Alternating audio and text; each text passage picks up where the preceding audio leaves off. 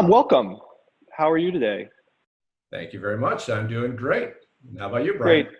I'm good. So I'm Brian Donaghy, and I'm representing the PMCA and doing these leadership interview series. And I'm talking today with Tom Houlihan, who is the current president of the PMCA. You know, let's start with confection. I mean, how long have you really been around the confection industry in North America? 35 years this year. So I've been there at Guittard Chocolate Company for 30 years, the most recent 30, but have been involved for 35 total. And it's been a great industry, a great career, and a wonderful passion of mine. 30 years is a long time with any company these days in particular. But I mean, obviously you've had a bunch of roles with Guittard, but like right now, what are you doing with Guittard? Right now, my official title is Vice President of Strategic Development. That role includes all of the roles I've had in the past. At Guittard, we don't give up anything. So I manage the sales team, I manage the culinary team, and I interface daily with our production team because production and sales go hand in hand as far as forecasting and requirements. And then I'm actually involved in every aspect of the company on the executive management team, whether that is planning for long range or whether that is daily needs or whatever department needs might be. So head cook and bottle washer. I got a lot of hats. Guittard is the oldest chocolate company in North America, one of the oldest chocolate companies in North America? We are the oldest continuously family-owned and run chocolate company in the United States. And so this year is 152 years for us. And Gary Guittard is our president, CEO, and fourth generation.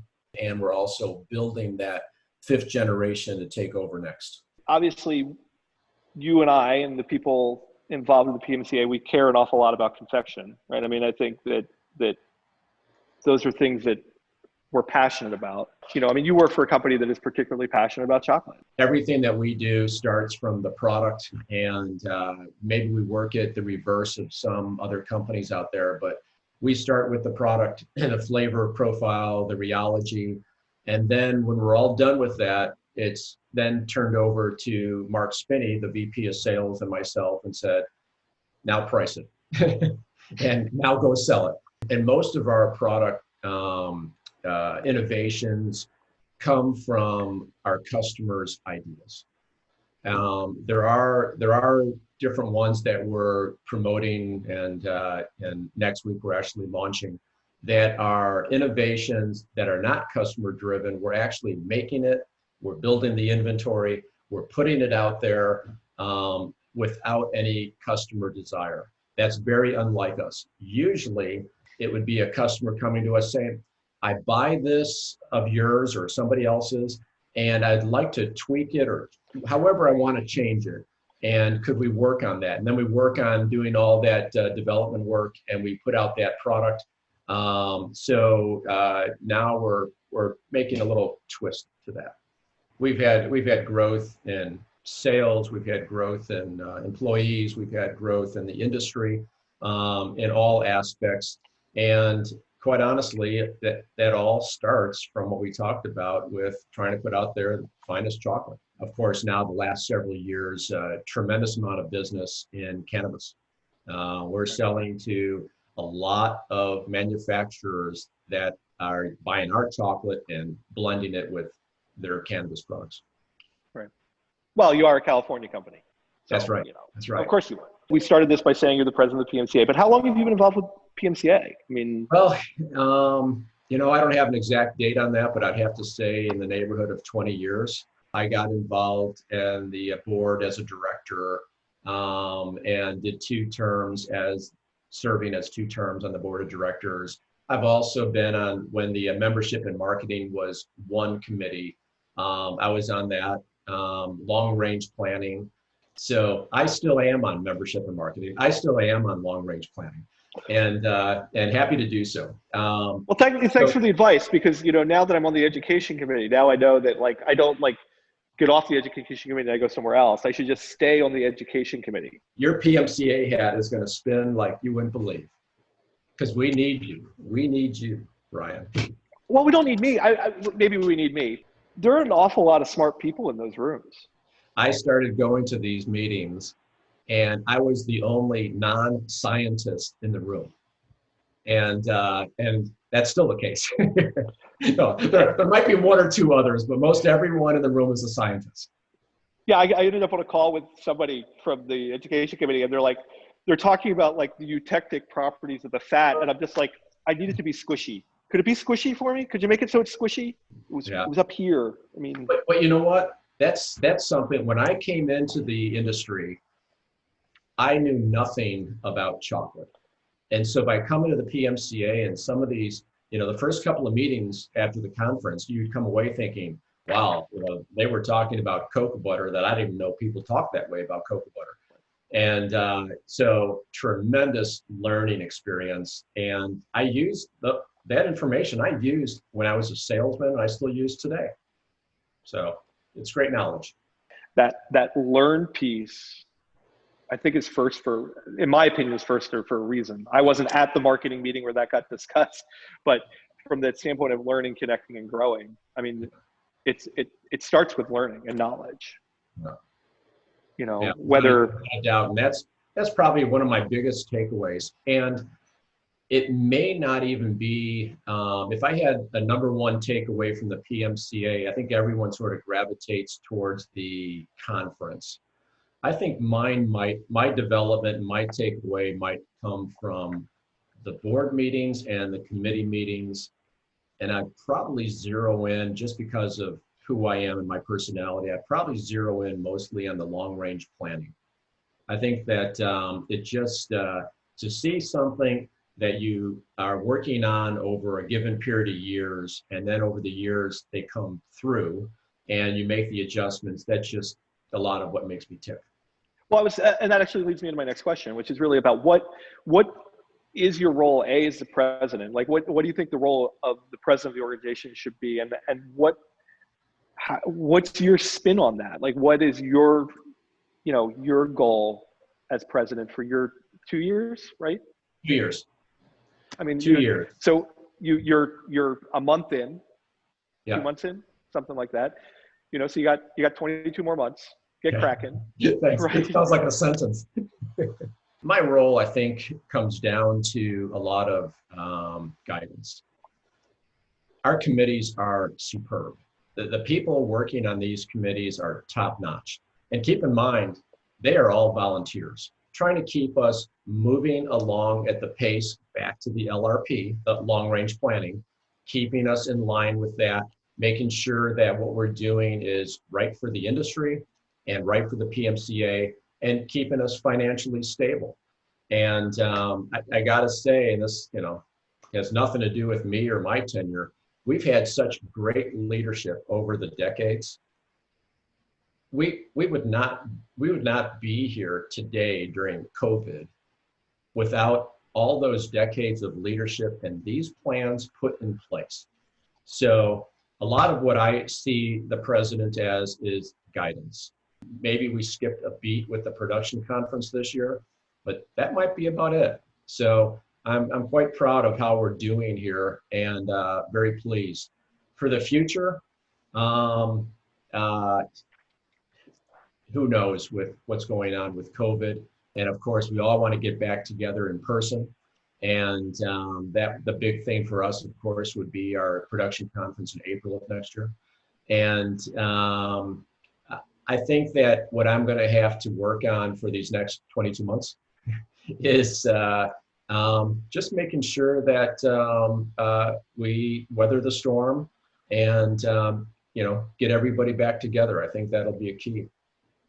Change, because we're going through change, like culturally, whatever, what the PMCA is going through is a change. And I think the change isn't the scary thing. It's like the other side isn't scary. It's going through that change that's scary, right? And like I've been involved in conversations on the education committee in particular about, how do we stay relevant when things are changing, right? And you're right, to a certain extent, people on the outside see the PMCA as this organization puts on this event in the spring, right?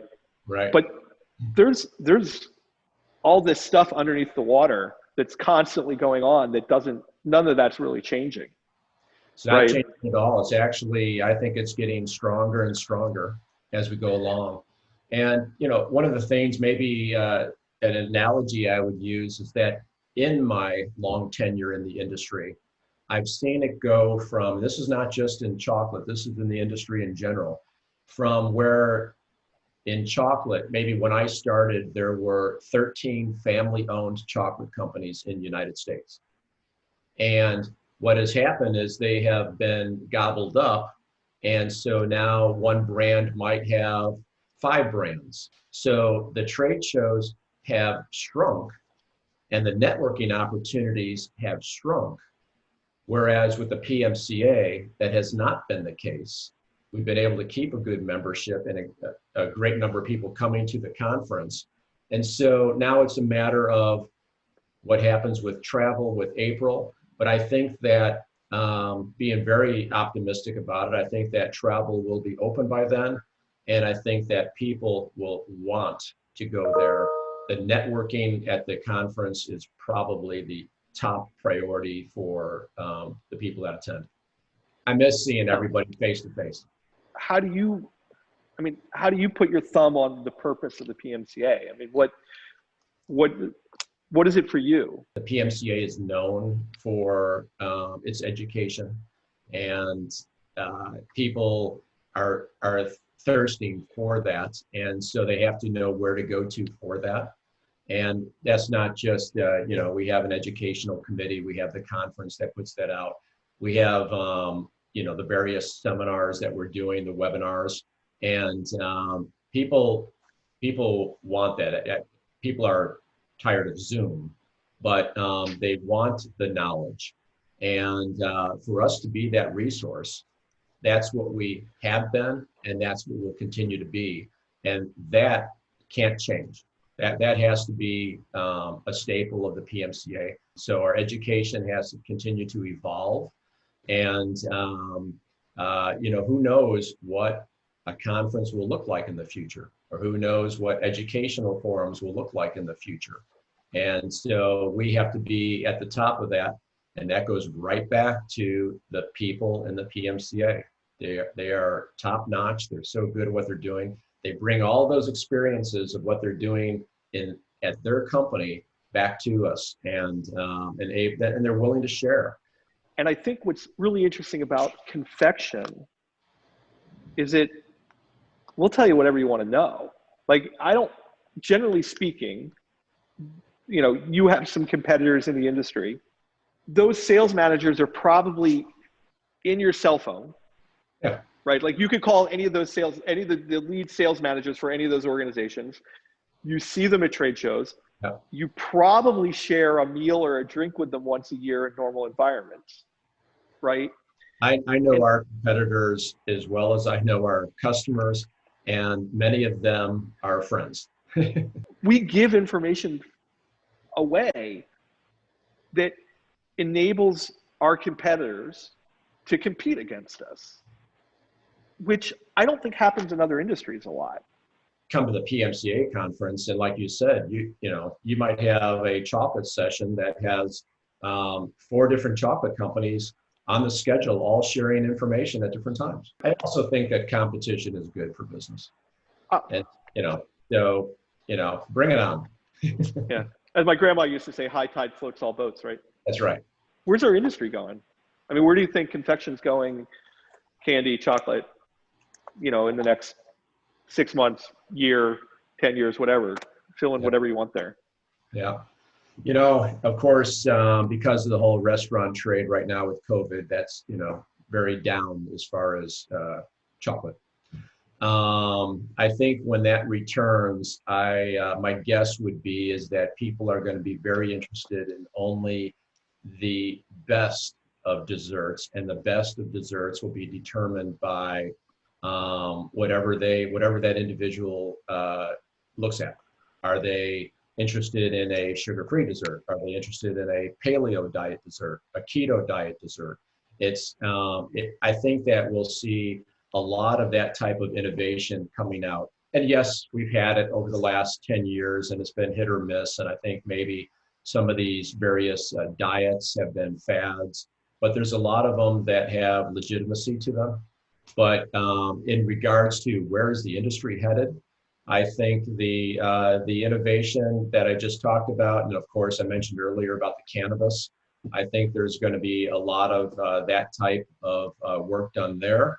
We're already seeing the push where people are not buying the volume of candy perhaps they used to, but what they're buying is better. And so, over the last probably 15 years, a big push into dark chocolate.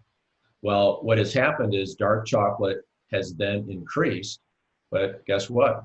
Milk chocolate didn't decrease. These are just examples of where our industry needs to be following the innovation or actually leading the innovation to get us to new heights. Again, in this series, we were talking with someone else, and that was I was talking about the All Natural Products Expo. Yeah. Right. And I likened my first All Natural Products Expo to going to an event in a church basement. Right. It was a small show. Everybody was really low key. And that's now one of the biggest shows in North America. Yeah. Right. Because people are looking for natural, they're looking for healthier eating. When I first attended that show, it was 95% vitamins and supplements. And I think there was, this much food. And right. what a flip that has changed. And look at all the great products that have come out of that. Spectacular. You were saying that Guittard is innovation primarily is driven by the consumer. They can drive the bus a lot farther now. Exactly, without a doubt. So, little Tom Houlihan at home. Yeah. Like what is your earliest memory of chocolate or confection? Something that I don't see any longer that I remember as a child is every holiday, someone brought a 1 or 2 pound assorted box of chocolates to my mom. I'm the youngest of 13 kids, so I don't know how many pieces of candy my mom got out of that box. We've lost that generation of buyers.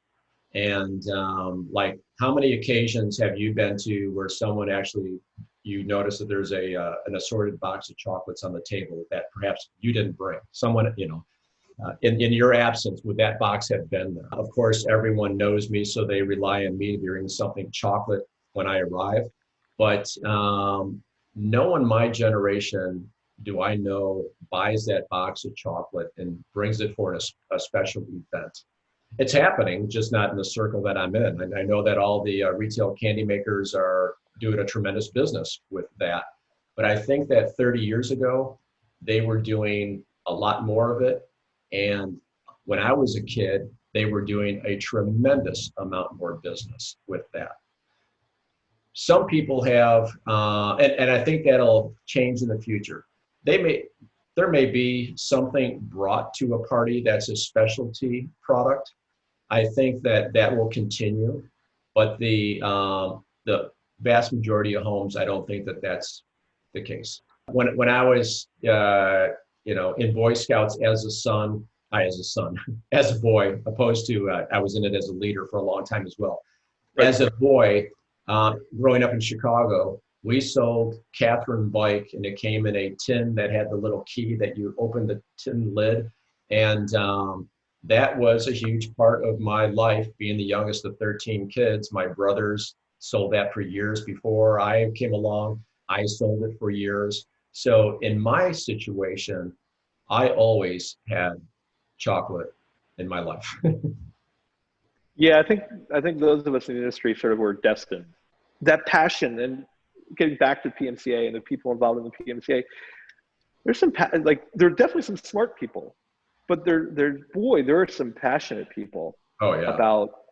About what we do and who we are, and yeah, that tin of candy, and what it means to us. And people not in the industry look at us like we're crazy. I didn't know you were a Chicago guy, so that's news to me.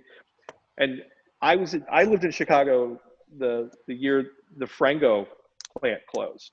Oh, really? You talk about people that were passionate about something, yeah, and just people, you know, Chicagoans were heartbroken. Oh yeah, about without that. doubt. Yeah, You they know, were so heartbroken. They had one of the local candy makers make the Frango there just for Chicago. The vast majority of it was moved out of Chicago, but they kept a little bit there. The mayor did that. they were Chicago's favorite mint. That's right. So, all right. So this is one of my questions, and I ask it to everybody. You're on the road. You're headed, like, you somehow you miss dinner because you're at a sales call and something happens and you're breezing through the hotel lobby and you realize you need a snack, and so you grab a bottle of water and there's confections there. What do you grab? Snickers all the way. Thank you for answering that quickly. That's all I wanted, because, you know, everybody seems to have, I don't know, it depends on my mood. I go backpacking with my two sons, and even though we might be coming from different directions, they will have Snickers in their pack for me. I will have them, but they'll have them for me as well. Tom, thanks for spending some time with us today. That was awesome. I know more about Guittard chocolate now, and every time we do this, I learn more about the PMCA, which is even better. Thank you, Brian. Thank you, Yvette and Rachel. Please extend my thanks to Brandy. And I think this is a wonderful forum, and I appreciate you hosting it, Brian. Great. All right, Tom, thanks a bunch. Thanks again. Bye-bye.